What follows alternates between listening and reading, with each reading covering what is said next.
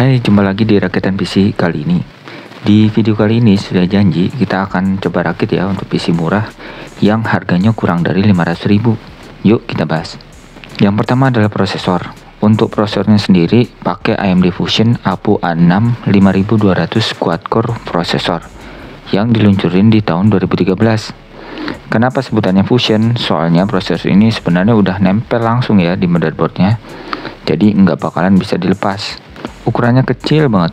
Aku bandingin sama heatsink ukuran normal. Ukurannya cuma sepertiganya. Di speknya sendiri punya 4 core, 4 thread, dan speednya ada di 2 GHz. Punya TDP-nya cuma di 25 watt aja. Jadi irit banget. Soket prosesornya ini juga beda ya dari kebanyakan AMD.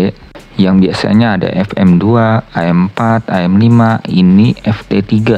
Makanya di motherboard ini nggak bisa diganti ya sama prosesor lain, soalnya soketnya juga udah khusus. Nah, keuntungan dan kelebihan dari prosesor ini sebenarnya udah ada integrated GPU ya, alias udah ada VGA di dalamnya, yaitu Radeon HD 8400. Memorinya sendiri bisa up to di 2 GB dan bisa dukung sampai game DirectX 11. VGA ini yang nantinya kita andalin buat main game GTA 5 sama game lainnya. Masuk ke motherboard. Untuk motherboardnya sepaket ya sama prosesor ini yang datang dari Biostar, yaitu Biostar A68N 5200. Ukurannya mini, cuma 17x17 cm. Ini coba lihat ya, aku bandingin sama motherboard micro ATX, ukurannya masih lebih kecil lagi. Buat yang punya casing custom atau yang ukurannya mini ITX, Mobo ini kayaknya cocok deh. Tapi di Mobo kecil ini ya, port dan slotnya lumayan lengkap kok. Pokoknya setiap sempat dimaksimalin biar semua cukup. Udah ada 2 slot memori maksimal 16 GB DDR3, 2 slot SATA 2 6 GBps, sama masih bisa ditambah VGA eksternal lewat PCIe Gen 2. Buat port outputnya juga lumayan lengkap. Udah ada HDMI, VGA buat ke monitor, yang lainnya ada USB 2, jumlahnya ada 2, USB 3 ada 2, Ethernet, jack audio, sama port PS2. Karena di rakitan ini sekarang pakai integrated GPU yang nantinya memorinya bakal ngambil dari RAM buat proses grafis. Makanya RAM yang dipakai juga di rakitan ini harus besar. Dan ya kalau misalnya dual channel biar bandwidthnya juga makin besar, biar lancar juga ngegamenya. Jadinya buat RAM untuk rakitan PC kali ini kita pakai 2x4 GB PC 12800 DDR3 yang totalnya ada di 8 GB. Ini udah lumayan cukup ya, dan ngepas lah buat main game. Mungkin sisa RAM yang bisa dipakai cuma 6 GB, soalnya 2 GB biasanya udah diambil ke VGA. Paketan prosesor, Mobo, memori, ini aku dapat di harga cuma di 250.000 aja ya.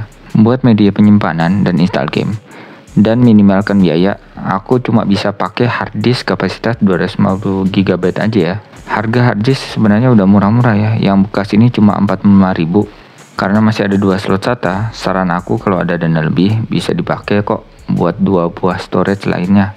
Lanjut ke power supply. Buat rakitan PC kali ini yang dayanya irit banget, mulai dari prosesor, Mobo, juga hard disk, dan gak ada VGA juga. Kayaknya buat power supply kalian cukup deh. Nah, ini aku dapat power supply-nya cuma 25.000. Tentu aja ya, untuk colokannya juga standar, nggak ada tambahan buat VGA. Yang terakhir tentu aja casing ya. Buat nekan budget di 300 ribuan kecil, aku nggak bisa nambah casing di rakitan ini. Emang sih harga casing bekas ada yang murah 50 ribuan, tapi ya itu ongkirnya bisa buat beli casing lagi. Oke, semua komponen udah lengkap, saatnya rakit dan dites PC-nya. Di pengetesan pertama kita menggunakan Cinebench R15 di CPU-nya sendiri, dan OpenGL mendapatkan skor CPU 158 CP dan OpenGL 14,28. Selanjutnya pengetesan menggunakan Unigine Heaven Benchmark.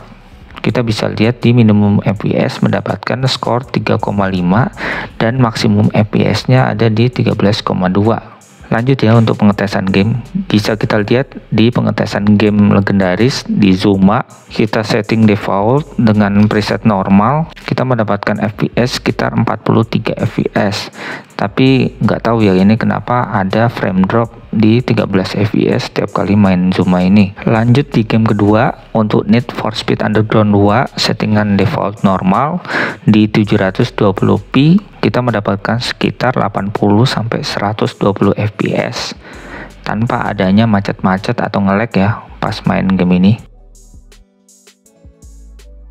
Lanjut untuk Rise of the Tomb Raider, ini kita cek juga, ini resolusi 48p mendapatkan antara 8-11 fps. Berat banget ya buat menjalani di PC ini. Dan yang terakhir adalah GTA 5. Entah kenapa gagal terus tiap kali install GTA 5. Tapi kita dapat juga video dari YouTube.